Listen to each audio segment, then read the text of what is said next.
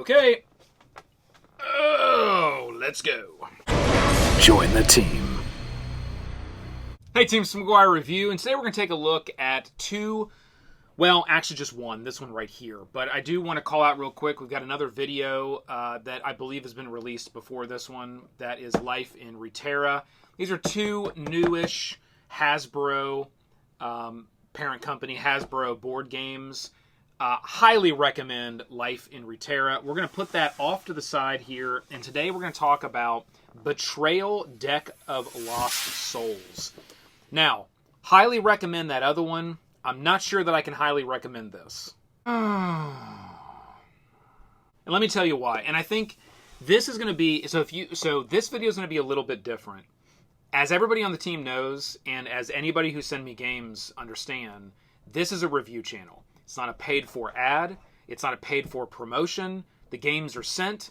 I review the games. If the games are good, then you get a video that highly promotes the game because the game is awesome and I would want to share it with as many people as possible.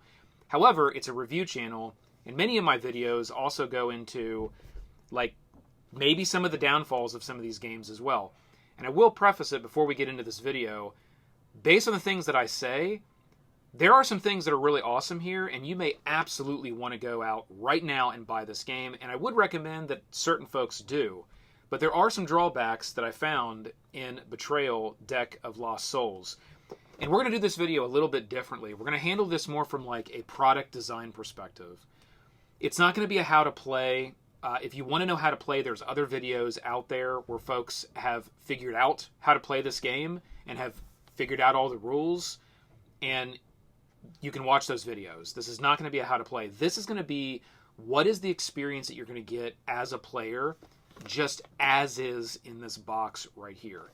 And I think that's important because if you know that before you go out and buy this, and it does come at a very low price point, it's that $19.99 and below price point for this product, which I think is a fantastic price. And that's why if you really are into Betrayal, House on the Hill, this is part of that universe. Go get it. You're gonna like it, and you're gonna like it because it kind of goes with the theme of kind of what that game has to offer, and it is a super low price point. And it's one of those deception games where you got the hidden roles, and there's a lot of people that like those kind of games.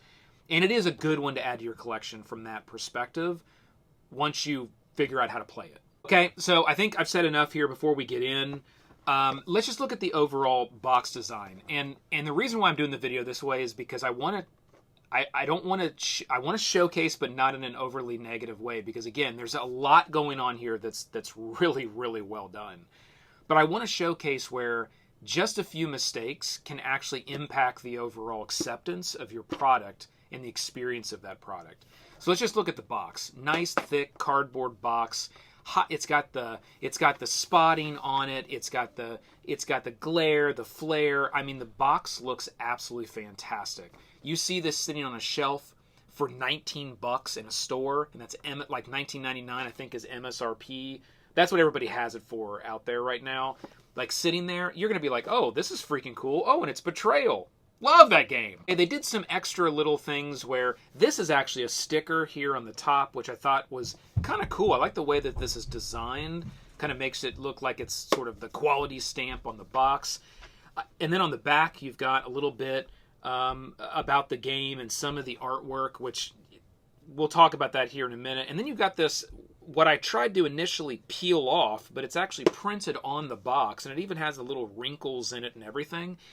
That I don't like, because that to me is just kind of ugly. Like any board game I get that's got those big ugly stickers on them, the first thing I'm doing is trying to like peel that off, right? So it's a nice clean box without some barcode and a bunch of like sticker on it. I think they were trying to sort of, achieve having the information there without a sticker on the box. So I get it, right? Like, good innovation, I think. But sort of putting it with the little ugly wrinkles, and I don't know. Maybe it was trying to make it look older, or maybe a nostalgic kind of feel. I don't know. It didn't really work for me, but I appreciate the creativity that was trying to be done here. I don't know that I've seen this just like this on any other game. Okay, let's get into the box. Again, nice, thick. I mean, the cardboard box is nice high quality. Here you go, Bear. Watch that. Okay, we get into the first component, which is the rule book. You can throw that away. We then get into everything else that's here, which is the cards. There is a plastic insert inside that holds everything nicely, okay? And then there's a number of different types of cards. And wow, let's get into these cards, because this is where this game absolutely shines. And this is where, when I see, and I get it, like, product development teams are building these things and building these experiences and putting this together based on a design. And the team that put this together from a visual perspective literally knocked it out of the park. The problem is the perspective of, like, the UX team that designs the actual experience of gameplay. That's where we have a problem. So here we have some reference, we'll call these reference cards. You get 1, 2, 3, 4, 5 of them for the players. Really nice. It shows here what each one of the different roles can do and items you'll need to defeat these different curses. So each player can get one of those. We then have a single reference card here. It's just called the symbols that you will get in the game. And it has them all on there, as well as some different icons here where various different characters in the game have affinities to specific types of items. Again, we're not going to go deep into the rules here or how to play the game. We're just going to look at the experience that we're getting, okay? So you'll get that card that you can set out and everybody can see. And then, look at this. I mean, look at this team. We get into spot-treated cards. So you have all the different characters here, the occultist, the soldier, the merchant, the alchemist, and the inquisitor. Now, this inquisitor card is something that you won't necessarily use unless you're doing a 5-player game. That's when you'll pull out the inquisitor card. This game is really designed to be a 4-player game. There are special rules for it to be a 3-player game. There are special rules for it to be a 5-player game. But it is, at heart, core designed to be a 4-player game, and you need to understand this. Because when you integrate the 5th player and the Inquisitor here, there are some rules that do kind of change things. Just understand that. But look at these cards. They're all spot-treated with this, like, foil around the outside. The backs of the cards actually have spot treatment on them as well. So it's part of it is kind of that glossy, and then part of it is matte. They're, I would say, medium thickness of cards. They're not overly thick, but they're not overly thin either. The card quality is absolutely fantastic. And when I opened this, before I got into anything, I was like, oh my God, this is incredible for this price point. They have nailed it. They've knocked it out of the park.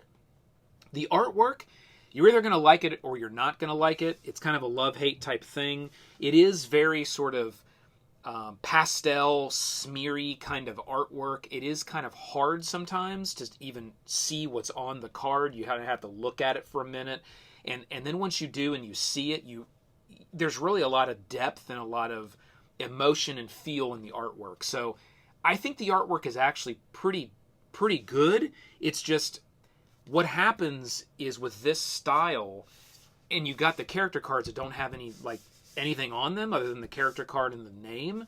It's when you start to get into these curse cards, which are the same way. They're foiled and treated perfectly. You'll see all this stuff on the side-by-side cam. When you start getting into trying to read on these cards and seeing the symbols, depending on what color the symbols are, if the symbols have a solid background or not a solid background, we'll see these on these cards here as well, it starts to get a little bit more difficult to glean out of like what's on the card. It's just not as easy as it would be, okay? Now, these curse cards aren't as bad because all these backgrounds are nice and bold and solid, and you got the big white, they're not as bad, okay? When you start to get into the rest of these cards, there's a number of different types of cards. You're going to have journey cards, okay, where you go on these little journey. What this is it basically tells you what role you're playing. So you're going to have the explorers, and then you're going to have a trader. So one person's going to get the trader. This is where you do the whole, like, you know, secret, and then you divvy it out, and everybody's like, oh, what role am I? Oh, okay. So it's like you can pick any character you want, and then, you know, for one game the merchant is a hero, and for another game the merchant is a trader. Okay, so that's what those cards are for. And then you're going to have other cards like items and special. What do they call it? Items, and then they call them. Items, special items. Okay, so it's like, it's more like advanced items, or it's items that are going to be specifically for achieving these curses. So anything that's green here on these curse cards would be like the special items, and those are the things you have to have that are like locked in, like you have to have that thing to be able to complete the curse. And there's only a few of those in the game, so they're very specific cards that you're going to have to get. Okay, that's how that works. You got your items, and then let's look at these other item cards. This is where we start to get kind of into, you know, I mean, you can kind of see what these items are on the artwork, but it's, you know, it starts to get, I don't know. This is where I think the art starts to kind of starts to hurt, especially with these omen cards, because omens and minor omens and major omens are the other two cards you're going to have in this game. And these omen cards are going to be what you're going to play when it's your turn. You play items, but you also play these omen cards, and you're trying to defeat these omen cards.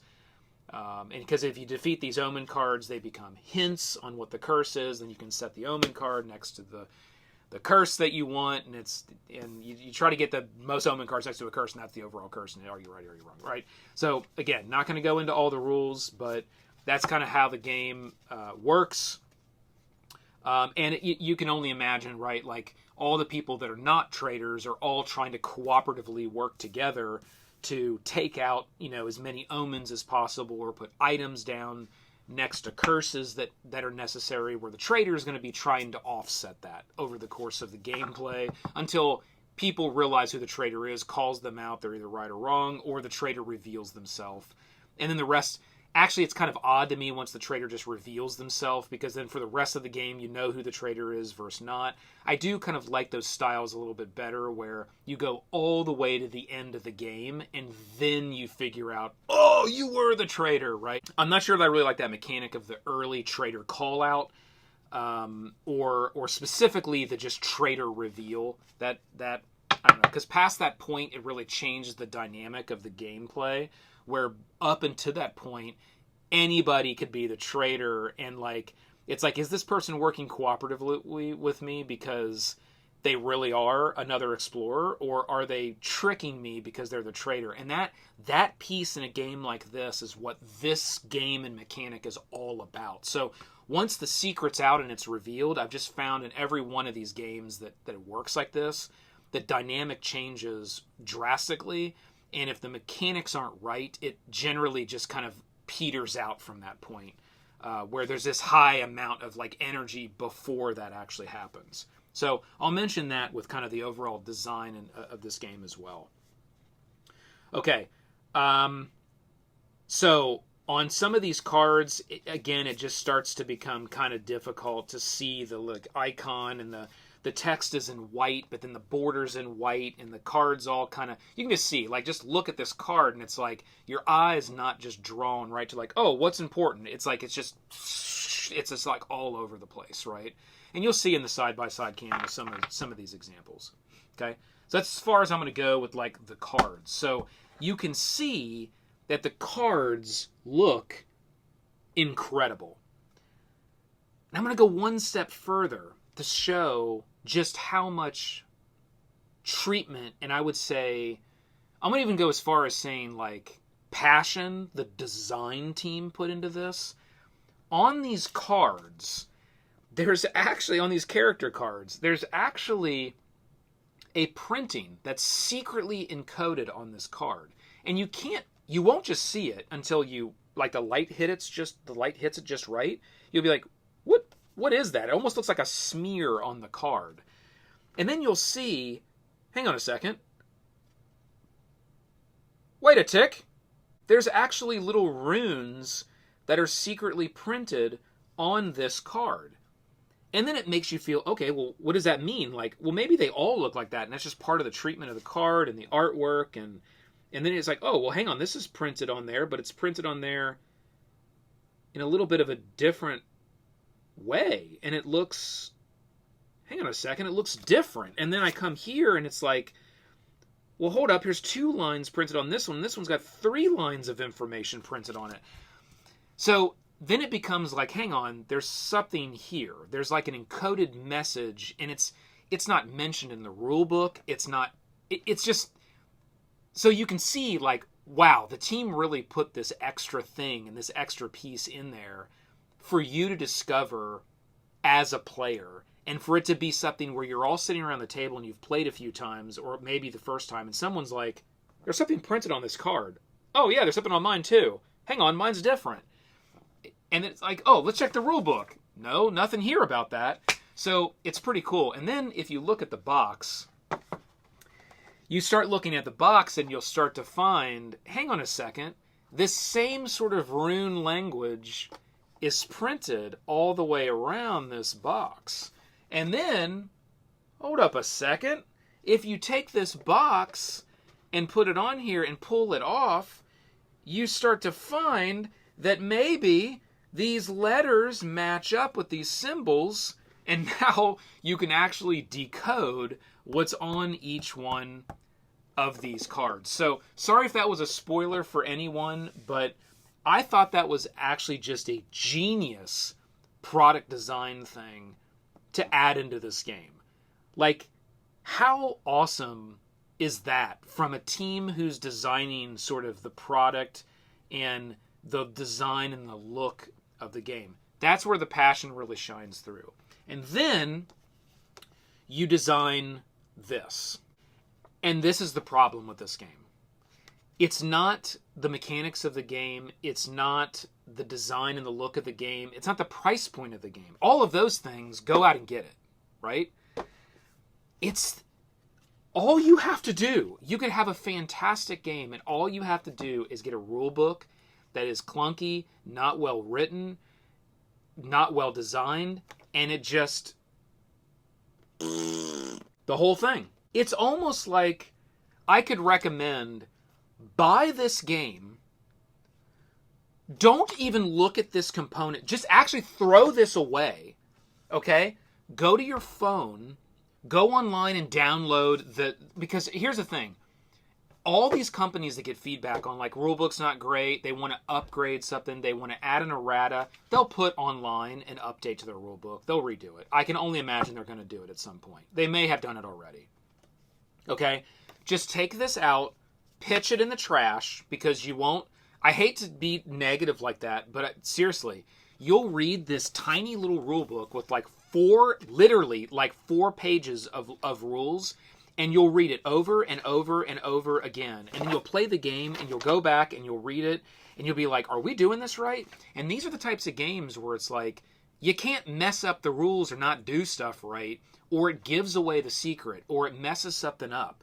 These are the types of games where this has to be super crystal clear, so you can play your role, either cooperatively or secretly. So, don't throw it away. Obviously, keep it with the box, right? You don't want to get rid of your components, but don't read it. Go online, go to their website once they update this thing or add an errata or something, or go watch a video on actually how to play this game, and then play this game. This will do nothing but frustrate you, confuse you. You'll play the game, you'll probably play it wrong, and then you'll be like, yeah, this wasn't well designed. Where it actually is a pretty well designed game if you're playing the rules the way that the rules specify you should be playing. Okay? That is my biggest gripe, and this is a prime example of when you put so much passion and design into a well-priced thing that should be like everybody should be going out and just grabbing, especially if you like these style of games and you like the Betrayal Universe in games. And then this one little component here that, by the way, it's not 20, 30 pages of like where you can mess up. I mean, literally, it's like, this is not really rules. This is sort of what's in the game. This is like how you set up the game. The rules start on page 8 and are 8, 9, 10, 11, 12. There are literally 1, 2, 3, 4, 5, and counting the pages. There are 5 pages of rules. And then this last page is like how to play with 5 players, how to play with 3 players, how to play a challenging game, how to play a very challenging game, and an advanced game. So there's all these different game modes as well. You know, and I don't know how many times I reread these, and I'm not talking about like these are the pages, right? Like it's not like it's an overload of like tiny little text. Like it's not a lot of rules. I don't know how many times I reread these 5 little pages over and over and over with like random little questions, and they're things that matter, right? They're things that matter as you're playing the game that can completely throw off that experience and that feel that you want when you're playing a game like this, where it's one of these secret role deception type games. So, team, that is my review of Betrayal.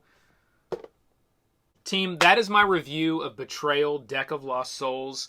I will end with, even after saying all of that, I will end with, I can't be like, it's a recommend, right? Because there are people that may not watch this video. There are people that just will refuse and just will still try to go to this book and just stubbornly, they will figure it out, and it might ruin their experience.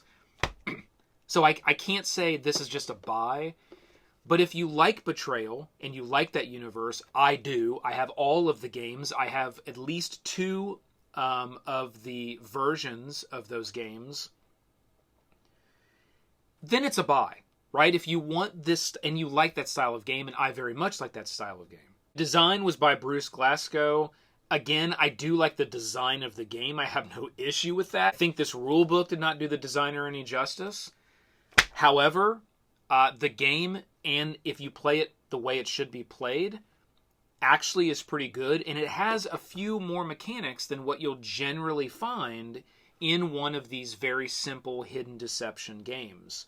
So, you know, this one was a hard one for me, and I was kind of torn one way or the other because I'm a big fan of Hasbro. I'm a big fan of the IPs that they have. I'm a huge fan of this actual game. I loved Life in Reterra, which is a new one from them as well. And the game is just so damn good from the perspective of like what you get at the price point that you get. But I think it's a prime example of where the rules being confusing and a rule book being confusing has thrown off the experience. And I think you'll find this in a number of other opinions out there as well. So with that, team, keep rolling them crits. This has been the McGuire Review, and we'll see you next time.